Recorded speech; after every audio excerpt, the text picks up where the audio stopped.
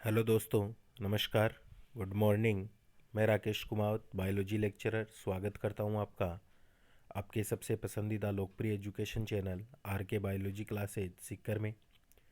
तो दोस्तों, कल अपन ने एक सीरीज चालू की थी लगभग 2,500 प्लस क्वेश्चनों की, जिसमें फिजिक्स, केमिस्ट्री, बायोलॉजी के क्वेश्चन अपन सॉल्व करेंगे। इसका पार्ट फर्स्ट मैंने कल आपको उपलब्ध करवा दिया था। आज पार्ट सेकंड के ऊपर अपन चर्चा करने वाले हैं। उसी से आगे की क्वेश्चन है। कल मैंने तीनों सब्जेक्ट के 20-20 क्वेश्चन उपलब्ध करवाए थे। उससे आगे की क्वेश्चन आज चर्चा करते हैं। तो देखिए, वीडियो शुरू करते हैं। लाइक कर दीजिए और चैनल से पहली बार जुड़े हैं तो सब्सक्राइब ज़रूर कर लीजिए। देखिए दोस्तों, आज का फर्स्ट क्वेश्चन, चमड़ा उद्योग में पौधों से प्राप्त होने वाली किस चीज़ का प्रयोग किया जाता है? तो देखिए ऑप्शन, रेसिन है, म्यूसिलेज, लेटेक्स और टेनिन। तो जो चमड़ा उद्योग होता है ना, उसमें किसका उपयोग किया जाता है मुख्य रूप से, बताइए। बिल्कुल सही, अगर कोई टेनिन बता रहा है डी ऑप्शन, तो वह बिल्कुल सही है। अगला क्वेश्चन है, कौन सी संरचना पादप कोशिका में विभिन्न पदार्थों के प्रवेश को नियंत्रित करती है? कोशिका भित्ति, जीवद्रव्य कला, केंद्रक कला या गोल्जी काय। तो इनमें से कौन सी करती है दोस्तों? तो यहाँ पर अपन देखेंगे कि इसका जो सही ऑप्शन होने वाला है ना, वह कौन सा होगा? जीवद्रव्य कला, बी ऑप्शन सही होगा। अगला क्वेश्चन देखिए दोस्तों, 24 नंबर का जो अपना क्वेश्चन है उसकी चर्चा करते हैं कि सजीवों का प्रमुख लक्षण होता है। तो प्रमुख लक्षण देखिए, ऑप्शन फर्स्ट दे रखा है वृद्धि, सेकेंड न्यूक्लिक अम्ल की उपस्थिति, थर्ड जीवद्रव्य और चौथा है कोसा भित्ति। तो सजीवों का जो प्रमुख लक्षण होता है ना, वह क्या होता है? जीवद्रव्य होता है। सी ऑप्शन राइट होगा। 25 नंबर क्वेश्चन, जीव विज्ञान शब्द का प्रयोग सर्वप्रथम किसने किया था? ऑप्शन फर्स्ट अरस्तु, सेकंड लेमार्क और ट्रेविरेंस, सी पुरकिंजे और डी है हक्सले। तो जीव विज्ञान शब्द का जो सर्वप्रथम प्रयोग किया था ना दोस्तों, वह किया गया था लेमार्क और ट्रेविरेंस के द्वारा। बी यहाँ पर सही होगा। देखिए, शब्द का प्रयोग पूछा है यहाँ पर। अगर अपने से जनक पूछते तो कौन होते? अरस्तु होते। आगे देखिए, सबसे छोटा जीव जो स्वयं विकास एवं प्रजनन करने में समर्थ होता है। काफ़ी इंपॉर्टेंट क्वेश्चन है। तो विषाणु, जीवाणु, माइकोप्लाज्मा या बैक्टीरियोफेज। तो वह कौन सा होता है? माइकोप्लाज्मा होता है। सी ऑप्शन, जीव जगत की सबसे छोटी कोशिका जिसे अपन कहते हैं। अगला क्वेश्चन, पांच जगत अवधारणा या वर्गीकरण किसने प्रस्तुत किया था? पंच जगत। तो विटेकर, लीनियस, थियोफ्रेट्स या हचिनसन ने। तो अपने को शायद सबको पता है यह वर्गीकरण किसने प्रस्तुत किया था? आर एच विटेकर ने दिया था। ए ऑप्शन राइट होगा। अगला क्वेश्चन देखिए, एटीपी का निर्माण होता है माइटोकॉन्ड्रिया, राइबोसोम, गोल्जिकाय या इनमें से कोई नहीं। तो एटीपी का जो निर्माण होता है ना दोस्तों, वह किस में होता है? वो होता है माइटोकॉन्ड्रिया में। और एटीपी निर्माण यानी कि ऊर्जा संग्रहण का कार्य, इसलिए इसे पावर हाउस ऑफ सेल के नाम से भी जानते हैं। नेक्स्ट क्वेश्चन है, निम्नलिखित में से कौन सा पदार्थ आरएनए तथा डीएनए दोनों में पाया जाता है? एडिनिन, थाइमिन, यूरेसिल और इनमें से कोई नहीं। तो निम्नलिखित में से कौन सा पदार्थ आरएनए तथा डीएनए दोनों में पाया जाता है? तो बताइए कौन सा पाया जाता है? बिल्कुल सही बताया, एडेनिन जो होता है वह दोनों में उपस्थित होता है। क्योंकि एडेनिन, ग्वानिन, साइटोसिन और थाइमिन, यह अपन देखते हैं मुख्य रूप से उपस्थित होते हैं। लेकिन डीएनए में उपस्थित होते हैं। आरएनए में थाइमिन के स्थान पर क्या होता है? यूरेसिल होता है। इसलिए अपन कहते हैं थाइमिन केवल डीएनए में होता है और यूरेसिल केवल आरएनए में होता है। लेकिन एडेनिन जो होता है वह दोनों में पाया जाता है। आगे देखिए, काफ़ी शानदार क्वेश्चन है। ट्रैफिक पुलिस किसे कहते हैं? माइटोकॉन्ड्रिया, गोल्जिकाय, राइबोसोम या लाइसोसोम को? तो ट्रैफिक पुलिस के नाम से जाना जाता है गोल्जिकाय को। B option right. अगला क्वेश्चन, लिग्निन नामक पदार्थ जमा रहता है जाइलम उत्तक पर, फ्लोएम पर, वलकोट पर या उपरोक्त में से कोई नहीं। तो लिग्निन नामक जो पदार्थ होता है ना, उसका जमाव जो देखने को मिलता है वह जाइलम उत्तक पर होता है। ए ऑप्शन राइट होगा। अगला क्वेश्चन देखिए, कोसा झिल्ली का प्रमुख कार्य क्या होता है? प्रोटीन संश्लेषण, लिपिड संश्लेषण। तो यहाँ पर देखिए दोनों ही न होकर तीसरा ऑप्शन आप देखिए यहाँ पर कि कोसा के अंदर बाहर जल तथा घुलनशील पदार्थों के आवागमन पर यह क्या करती है? नियंत्रण करती है। यही इसका मुख्य कार्य माना जाता है। सी ऑप्शन राइट हो जाएगा। अगला क्वेश्चन, डीएनए की श्रृंखलाएं बंधी हुई होती है कार्बन बॉन्ड से, ऑक्सीजन बॉन्ड से, नाइट्रोजन बॉन्ड या हाइड्रोजन बॉन्ड से। तो ये मेरे ख्याल से सबको आता होगा ये क्वेश्चन। हाइड्रोजन बॉन्ड से जुड़ी हुई होती है। डी ऑप्शन राइट होगा। अगला क्वेश्चन देखिए, डीएनए की श्रृंखलाएं बंधी होती है, तो ये भी अपन ने देखा था, हाइड्रोजन बंध से बंधी हुई होती है। D option. अगला देखिए, ग्वानिन तथा साइटोसिन के बीच में कितने हाइड्रोजन बंधे होते हैं? तो 2, 3, 4 या 6। तो इनके बीच कितने पाए जाते हैं? ग्वानिन और साइटोसिन के बीच ट्रिपल बॉन्ड पाया जाता है, इसलिए बी ऑप्शन। जंपिंग जीन की खोज किसने की थी? जेकब मोनार्ड, मैकक्लिंटोक, मैथ्यूज या कोई नहीं। तो जंपिंग जीन की जो खोज की थी ना दोस्तों, वह किसने की थी? मैकक्लिंटोक ने की थी। बी ऑप्शन राइट हो जाएगा। अगला क्वेश्चन देखिए, राइबोसोम्स प्रोटीन तथा के बने होते हैं? तो टीआरएनए, आरआरएनए, एमआरएनए या एसआरएनए। तो राइबोसोम प्रोटीन के साथ किसके बने हुए होते हैं दोस्तों? ये होते हैं आरआरएनए, राइबोसोमल आरएनए के बने हुए होते हैं। आगे देखिए, क्रिस्टी सहायक है। अब क्रिस्टी किससे रिलेटेड होता है? माइटोकॉन्ड्रिया से रिलेटेड है। तो किसमें सहायक होंगे? श्वसन, प्रकाश संश्लेषण, प्रकाश श्वसन या कोई नहीं। तो अपन देखते हैं माइटोकॉन्ड्रिया किस में सहायक होता है? श्वसन में। तो क्रिस्टी किससे सहायक होगी? श्वसन से। ए option right.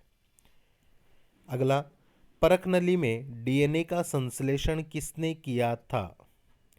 Option first Khurana, B Watson Crick, C Kornberg और डी ऑप्शन है नीरेनबर्ग ने। तो डीएनए का जो संश्लेषण किया था वह कॉर्नबर्ग ने किया था। सी ऑप्शन राइट होगा। अगला क्वेश्चन 39, एंटीकोडोन पाया जाता है एमआरएनए, टीआरएनए, आरआरएनए या सभी में? तो एंटीकोडोन की जो उपस्थिति होती है ना दोस्तों, वो होती है टीआरएनए में होती है। क्लोवर लीफ मॉडल होता है टीआरएनए का। बी ऑप्शन राइट हो जाएगा। आगे देखिए, सबसे छोटी पादप कोशिका है जीवाणु, वायरस, माइकोप्लाज्मा या यीस्ट। तो सबसे छोटी जो पादप कोशिका अपन कहते हैं वह माइकोप्लाज्मा। सबसे छोटी कोशिका, जीव जगत की सबसे छोटी कोशिका इसे अपन कहते हैं। अगला देखिए, कला विहीन कोशिकांग है, यानी जिसके झिल्ली नहीं पाई जाती है? राइबोसोम, लाइसोसोम, गोल्जिका या वर्णी लवक। तो इनमें से कौन सा होगा? राइबोसोम होगा। राइबोसोम क्या है? एक झिल्ली रहित या कला रहित कोशिकांग होता है, जिसे नग्न कोशिकांग भी कहा जाता है, और ये कोशिका का सबसे छोटा कोशिकांग कहलाता है। अगला क्वेश्चन देखिए 42 नंबर, वाटसन तथा क्रिक ने 1953 में कौन सा डीएनए मॉडल दिया था? बी डीएनए, जेड डीएनए, सी डीएनए या डी डीएनए? तो इन्होंने जो मॉडल प्रस्तुत किया था ना, वह कौन सा था? बी डीएनए का था। ए ऑप्शन राइट होगा, जिसके लिए इन्हें नोबेल पुरस्कार से सम्मानित भी किया गया था। अगला क्वेश्चन देखिए दोस्तों 43 नंबर, डीएनए के गतिशील व स्थान बदलने वाले खंडों को क्या कहते हैं? ट्रांसपोसन, ट्रांसफेरॉन, ट्रांसलोकेज या उपरोक्त में से कोई नहीं। तो उन्हें क्या कहा जाता है दोस्तों? उन्हें कहते हैं ट्रांसपोसन कहते हैं। ए ऑप्शन राइट होगा। अगला क्वेश्चन देखिए, ये बायोलॉजी के क्वेश्चन थे। अब अपन बात करने वाले हैं मुख्य रूप से केमिस्ट्री के क्वेश्चनों के ऊपर। तो ये देखिए क्वेश्चन नंबर, आगे केमिस्ट्री के स्टार्ट। निम्नलिखित में से सबसे बढ़िया रोधी कौन सा है? इंसुलेटर। दोस्तों कल जो क्वेश्चन करवाए थे उसी से आगे के क्वेश्चन है ये। तो निम्नलिखित में सबसे बढ़िया रोधी या इंसुलेटर कौन सा है? लकड़ी, कपड़ा, कांच या कागज। तो इनमें से कौन सा ऑप्शन के अकॉर्डिंग? तो वह कांच, सी ऑप्शन राइट। अगला क्वेश्चन देखिए 27 नंबर। डायनेमो जिसे बिजली उत्पादन हेतु कथित रूप से प्रयोग में लाते हैं, वह वास्तव में कौन है? तो ये क्या करता है? ऊर्जा का परिवर्तक होता है, सी ऑप्शन इसमें राइट हो जाएगा। डायनेमो जो होता है ऊर्जा का परिवर्तक होता है। अगला क्वेश्चन देखिए, प्रत्येक माइक्रोफेरेड धारिता के दो संधारित्र समानांतर क्रम में जोड़े गए हैं, तो प्रभावी धारिता क्या होगी? अब यहाँ पर समांतर क्रम में जोड़ रहे हैं दोस्तों, तो यहाँ पर देखेंगे अपन वह क्या होगी, दो जोड़ रहे हैं तो 2C हो जाएगी, ए ऑप्शन राइट हो जाएगा। अगला क्वेश्चन 29, मुक्त रूप से लटकी चुंबकीय सुई का अक्ष भौगोलिक अक्ष के साथ कोण बनाता है, तो ये कोण कितने डिग्री का बनाता है? क्वेश्चन में ये पूछा जा रहा है। तो जब भी ऐसा क्वेश्चन पूछा जाए तो ध्यान रखना दोस्तों, वह कितने का बनाएगा? 18 डिग्री का कोण बनाता है, C option right.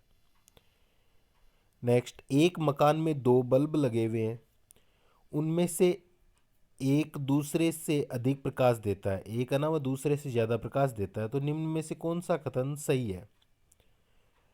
Option first कहता है कि प्रकाश की दीप्ति रजिस्टेंस पर निर्भर नहीं होती है। सेकंड ऑप्शन है दोनों बल्बों में रजिस्टेंस समान होता है।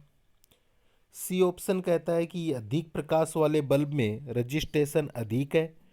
और डी ऑप्शन है कि कम प्रकाश वाले बल्ब में रजिस्टेंस अधिक है। तो कौन सा कथन यहाँ पर सही है दोस्तों? तो देखिए डी ऑप्शन देखिए आप लोग, कि कम प्रकाश वाले बल्ब में रेजिस्टेंस क्या होता है? अधिक होता है। डी ऑप्शन राइट हो जाएगा। अगला क्वेश्चन देखिए 31, लेंज का नियम किसके संरक्षण के नियम का नतीजा है? अब लेंज के नियम की बात चल रही है तो किसका संरक्षण? ऊर्जा संरक्षण के नियम का नतीजा होता है दोस्तों, ये ए ऑप्शन राइट हो जाएगा। अगला क्वेश्चन 32, स्थिर तापमान पर कंडक्टर में वहनशील तरंग दोनों छोरों के बीच के महत्वपूर्ण अंतर के अनुपात में है, इसे कहा जाता है। तो इसे क्या कहते हैं? इसे कहते हैं मुख्य रूप से ओम का नियम कहते हैं, बी ऑप्शन राइट हो जाएगा। 33 नंबर, वैद्युत आवेश को भंडारित करने के लिए प्रयुक्त उपकरण को क्या कहते हैं? तो इसे कहा जाता है दोस्तों संधारित्र कहते हैं, बी ऑप्शन राइट हो जाएगा। अगला, इलेक्ट्रॉन वोल्ट किसकी एक इकाई है? ऊर्जा, विभवांतर, आवेश या चार ट्रू मास? तो इलेक्ट्रॉन वोल्ट जो इकाई होती है दोस्तों वह ऊर्जा की, ए ऑप्शन राइट। अगला क्वेश्चन, किसी अर्धचालक को गर्म करने से उसके प्रतिरोध पर क्या प्रभाव पड़ता है? बढ़ता है, घटता है, अपरिवर्तित रहता है या घटता बढ़ता रहता है? तो किसी अर्धचालक को गर्म करेंगे ना तो वहाँ पर अपने को देखने को मिलेगा कि जो प्रतिरोध होता है ना वह क्या होता है? घटता है, बी ऑप्शन राइट हो जाएगा। अगला क्वेश्चन देखिए, शुष्क सेल में किस तरह की ऊर्जा निहित होती है? जो शुष्क सेल होता है तो उसमें ऊर्जा देखो यांत्रिक, वैद्युतिक, रासायनिक या ताप। तो कौन सी होगी इनमें से? वह होगी रासायनिक, सी ऑप्शन राइट होगा। अगला क्वेश्चन देखिए 37 नंबर, एक विद्युत लैंप का फिलामेंट श्वेत तप्त हो जाता है, परंतु फिलामेंट को थामे रखने वाली तार का अगला सिरा मात्र थोड़ा सा गर्म होता है, क्योंकि? तो इसका कारण क्या होता है? क्योंकि प्रतिरोध जो होता है काफी कम होता है इसका, बी ऑप्शन राइट होगा। अगला क्वेश्चन देखिए दोस्तों, वह आपूर्ति जो कंडेंसर से होकर नहीं गुजर सकती है वह क्या है? तो वह अपन देखते हैं मुख्य रूप से डीसी आपूर्ति होती है, बी ऑप्शन जो होगा वह इसमें राइट होगा। अगला देखिए 39, किस कारणवश विद्युत बल्ब के फटने पर हल्का धमाका होता है। तो विद्युत बल्ब के फटने पर हल्का धमाका होने का जो कारण होता है दोस्तों, वह क्या होता है? निर्वात जो स्थान होते हैं ना, उनको भरने के लिए वायु के तीव्रता से जाने के कारण यह होता है। C option right. Next, megger मापने का एक उपकरण है। मेगर मापने का जो उपकरण है तो वह क्या होता है? इंसुलेशन प्रतिरोध होता है। बी ऑप्शन राइट होगा। तो ये अब आगे देखिए दोस्तों, जो अपने फिजिक्स के क्वेश्चन कल 20 करवा दिए थे उससे आगे के क्वेश्चन है। तो इस वीडियो में मैं तीनों पार्ट आपको क्लियर करवाने वाला हूँ। तो ये आपके लिए, चाहे आप 11वीं 12वीं के स्टूडेंट हो, बीएससी एमएससी के हो, या किसी कंपटीशन की तैयारी कर रहे हो, सब में यह ज़रूरी है। इसलिए मैं तो कहता हूँ वीडियो को खुद तो देखिए, लेकिन जिनका आप भला चाहते हो अपने यार दोस्तों का कि वो भी तैयारी कर सके या जॉब लग सके, उन सब के पास अपने वीडियो को शेयर ज़रूर कीजिए दोस्तों। तो देखिए आगे देखते हैं अपन इसे। 21 नंबर का क्वेश्चन है। लंबाई की न्यूनतम इकाई होती है माइक्रोन, नैनोमीटर, एंगस्ट्रॉम और फर्मी मीटर। तो लंबाई की जो न्यूनतम इकाई होती है ना, वह क्या होती है? फर्मी मीटर होती है। डी ऑप्शन राइट होगा। विल्हेम रोंजन ने आविष्कार किया था रेडियो का, एक्सरे मशीन का, या विद्युत बल्ब का, या विद्युत मोटर का। तो विल्हेम रोंजन ने आविष्कार किसका किया था दोस्तों? यह किया था विद्युत बल्ब का किया था। सी ऑप्शन राइट हो जाएगा। आगे देखिए 23, डाब्सन इकाई का प्रयोग किया जाता है। तो डाब्सन जो इकाई होती है उसका प्रयोग मुख्य रूप से देखें तो किस लिए होता है? ओजोन परत की मोटाई को मापने के लिए करते हैं। तो सी ऑप्शन जो होगा करेक्ट होगा। अगला देखिए 24 नंबर का जो क्वेश्चन है। दो सूचियां दे रखी है और उनको अपने को क्या करना है? सुमेलित करना है। एक साइड देखिए रेडियम, पेंसिलिन, एक्सरे और चेचक, और सामने उनसे संबंधित वैज्ञानिक दे रखे हैं। तो उन दोनों को अपने को क्या करना है? सुमेलित करना है।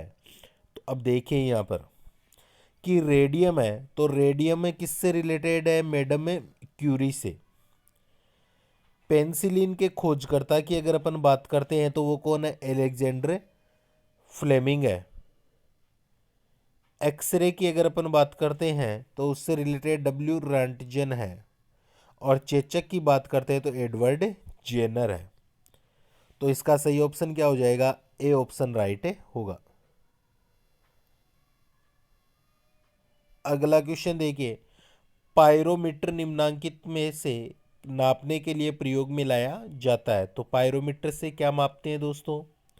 तो ऑप्शन देखें अगर यहाँ पर अपन पायरोमीटर से, तो वायुदाब, आर्द्रता, उच्च तापमान, या भूकंप की तीव्रता।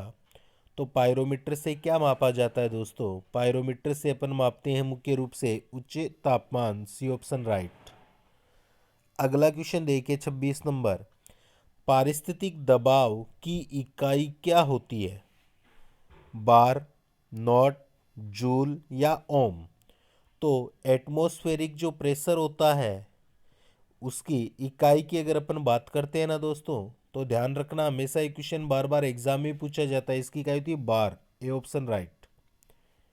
नेक्स्ट, मैनोमीटर के द्वारा किसकी माप की जाती है? वायुदाब, गैसीय दाब, द्रवों का घनत्व, या सतह पर तेल का दबाव। तो मैनोमीटर के द्वारा जो माप की जाती है ना दोस्तों, वह किसकी होती है? गैसों का दाब। B option right. अगला क्वेश्चन देखिए 28 नंबर का क्वेश्चन है अपने पास। तो इसमें भी सूचियां दे रखी है, उन सूचियों को अपने को क्या करना है? यहाँ पर सुमेलित करना है। सीधी यहाँ पर सूचियां दिखेगी आपको। इसमें थोड़ा सा इसको एडजस्ट कर लेते हैं क्वेश्चन को। ये देख लीजिए अब आप, ये यहाँ पर अपने पास सूचियां दे रखी है। तो इनमें एक तो प्रथम सूची है और एक सेकंड सूची है। इन दोनों को मिलान करना है अपने को। यानी कि एक साइड अपन देखते हैं मात्रक और एक साइड अपन देखते हैं कि किसका मात्रक है। यह पूछा है, पदार्थ का नाम पूछा है। तो देखिए यहाँ पर दोनों सूचियों की बात करते हैं। जैसे पहले दे रखा है जून, तो ये जून यहाँ पर गलत लिखा हुआ है दोस्तों। यह क्या है? जूल है। ये क्या है, जूल दे रखा है। तो यहाँ पर अपने को इसे जूल नहीं पढ़ना है, जूल पढ़ना है, जो 28वां जो क्वेश्चन है ना अपने। तो सामने देखिए, विद्युत धारा, सामर्थ्य, कार्य, विभवांतर या ऊष्मा, तो जूल किससे संबंधित होता है बताइए। अपने को पता है ये कार्य से संबंधित होता है, कार्य का मात्रक। फिर बी जो आता है एम्पियर, तो एम्पियर जो है वह किससे संबंधित है। एम्पियर की अगर अपन बात करते हैं तो वह विद्युत धारा से संबंधित है, विद्युत धारा का मात्रक होता है। फिर वाट जो दे रखा है, वाट जो होता है वह सामर्थ्य है। वोल्ट जो दे रखा है वह ऊष्मा का मात्रक, और कैलोरी जो है विभवांतर का मात्रक होता है। तो इस आधार पर अगर अपन देखें तो अपना जो ए ऑप्शन है ना दोस्तों वह सही हो जाएगा। अगला क्वेश्चन देखिए, एम्पियर को मापने की इकाई है, तो एम्पियर मापने की इकाई कौन सी होती है दोस्तों। वोल्टेज, विद्युत धारा, प्रतिरोध या पावर। तो एम्पियर मापने की जो इकाई होती है ना वह क्या है, विद्युत धारा होती है, बी ऑप्शन। अगला क्वेश्चन, ध्वनि की तीव्रता को मापने वाला यंत्र कौन सा है। क्रोनोमीटर, एनीमीटर, ऑडियोफोन या ऑडियोमीटर। तो ध्वनि की तीव्रता को मापने वाला जो यंत्र होता है ना उसे क्या कहते हैं, ऑडियोमीटर कहते हैं, डी ऑप्शन होगा। मेगावाट बिजली के नापने की इकाई है जो उत्पादित की जाती है, उपभोग की जाती है, बचत की जाती है या ट्रांसमिशन में हास हो जाती है। तो मेगावाट जो बिजली के मापने की इकाई है ना दोस्तों, उसमें अपन देखेंगे कि उत्पादित की जाती है, ए ऑप्शन राइट होगा। अगला 32, निम्नलिखित में से किसने एक्स किरणों का आविष्कार किया है। रदरफोर्ड, रोंटगन, मैक्सवेल और टोरिसेली। तो एक्स किरणों का जो आविष्कार किया है ना दोस्तों वह किसके द्वारा हुआ है, रोंटगन के द्वारा हुआ है, बी ऑप्शन राइट हो जाएगा। अगला देखिए, महासागर में डूबी हुई वस्तुओं की स्थिति जानने के लिए निम्न में से किस यंत्र का प्रयोग किया जाता है। ऑडियोमीटर, गैल्वेनोमीटर, सेक्सटेंट या सोनार। तो यहाँ पर जो उपयोग होता है, मेरे ख्याल से सबको एक क्वेश्चन आता है, उपयोग होता है सोनार का, डी ऑप्शन राइट। अगला क्वेश्चन 34, निम्न में से कौन सुमेलित नहीं है। कि एनीनोमीटर वायु की चाल, अमीटर विद्युत धारा, और टेक्योमीटर दाबांतर, और पायरोमीटर उच्च ताप। तो इनमें सुमेलित कौन सा नहीं है, तीन सही है एक गलत है, तो आपको अपने को वही छांटना है। तो वो साफ दिखाई दे रहा है कि ए, बी और डी तो सही है, सी जो है वह सुमेलित नहीं है। अगला क्वेश्चन देखिए, चंद्रा एक्सरे दूरबीन का नाम किस वैज्ञानिक के सम्मान में रखा गया है। तो देखिए, चंद्रशेखर, चंद्रबोस, प्रफुल्ल चंद्र राय या सुब्रमण्यम चंद्रशेखर। तो सभी में देखो चंद्र चंद्र आ रहे हैं, तो अपने को यहाँ पर ये छांटना है चार ऑप्शन में से। तो बिल्कुल सही, सुब्रमण्यम जो चंद्रशेखर है, डी ऑप्शन, उनके नाम पर रखा गया है। अगला क्वेश्चन, वायुमंडल की आपेक्षिक आर्द्रता मापी जाती है। हाइड्रोमीटर, हाइग्रोमीटर, पोटेंशियोमीटर या लेक्टोमीटर से। तो वायुमंडल की आर्द्रता मापने के लिए काम में लेते हैं हाइग्रोमीटर, बी ऑप्शन राइट। फिर आगे देखिए, हवा में आर्द्रता को मापने के लिए कौन सा उपकरण काम में लिया जाता है। हाइड्रोमीटर, हाइग्रोमीटर, स्पेक्ट्रोमीटर या यूडियोमीटर। इसके लिए जो काम में लिया जाता है दोस्तों वह भी होता है हाइग्रोमीटर, काम में लिया जाता है, बी ऑप्शन जो होगा वह आपका सही होगा। अगला क्वेश्चन, वायुमंडलीय दाब को मापने के लिए जो यंत्र काम में लेते हैं वह कौन सा होता है। हाइड्रोमीटर, बैरोमीटर, मैनोमीटर या हाइग्रोमीटर। तो इसमें देखिए दोस्तों, इसमें भी अगर आप हाइग्रोमीटर सोच रहे हैं तो गलत सोच रहे हैं। वायुमंडलीय दाब को काम में लेने के लिए क्या करते हैं, बैरोमीटर काम में लेते हैं, बी ऑप्शन राइट। अगला देखिए, सिस्मोग्राफ क्या रिकॉर्ड करता है। हृदय की धड़कन, वायुमंडल का दबाव, भूचाल या इनमें से कोई नहीं। तो सिस्मोग्राफ जो होता है ना दोस्तों वह क्या करता है, भूचाल रिकॉर्ड करता है, सी ऑप्शन राइट।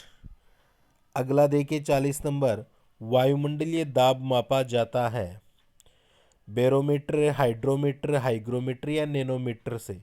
तो वायुमंडलीय जो दाब होता है ना, वह अपन देखते हैं कि बैरोमीटर से मापते हैं। दोबारा रिपीट हुआ है क्वेश्चन। और अंतिम क्वेश्चन देखिए दोस्तों, दूध का अपेक्षिक घनत्व ज्ञात किया जा सकता है हाइड्रोमीटर, ब्यूटीरोमीटर, लेक्टोमीटर या थर्मामीटर से। तो ये चार ऑप्शन आपके सामने दे रखे हैं दोस्तों कि दूध का अपेक्षिक घनत्व ज्ञात किया जा सकता है। तो ये किससे ज्ञात करते हैं दोस्तों, ये क्वेश्चन मैं आप लोगों के लिए छोड़ रहा हूँ। अगर आपने पूरा वीडियो देखा है तो इस क्वेश्चन का आंसर आप लोग मेरे को कमेंट्स में ज़रूर बताइए। इसका आंसर मैं बताऊंगा आपको अगला जो अपना पार्ट 3 आएगा जनरल साइंस के इन क्वेश्चनों की सीरीज़ का, उसमें अगर आपको आता है तो आप कमेंट्स में मेरे को ज़रूर बताइए। यह आप लोगों के लिए मान लीजिए कि एक चैलेंजिंग क्वेश्चन है। अंत में इतना ही कहूँगा दोस्तों कि जो आपका फर्स्ट वीडियो जो मैंने इसका डाला था जनरल साइंस का, उसमें आप लोगों का अच्छा रिस्पॉन्स आ रहा है, इसलिए मेरी इच्छा की कि लगातार मैं आपको लगभग 2,500 क्वेश्चन क्लियर करवा दूँ। तो आप लोग इसमें लगातार अपना सहयोग बनाते रहिए, खुद भी देखिए और अपने यार दोस्तों के पास भी शेयर कीजिए। तो आज का वीडियो देखने के लिए आप सभी यार दोस्तों का धन्यवाद। मिलते हैं अगली क्लास में नए टॉपिक के साथ। तब तक के लिए जय हिंद, जय भारत।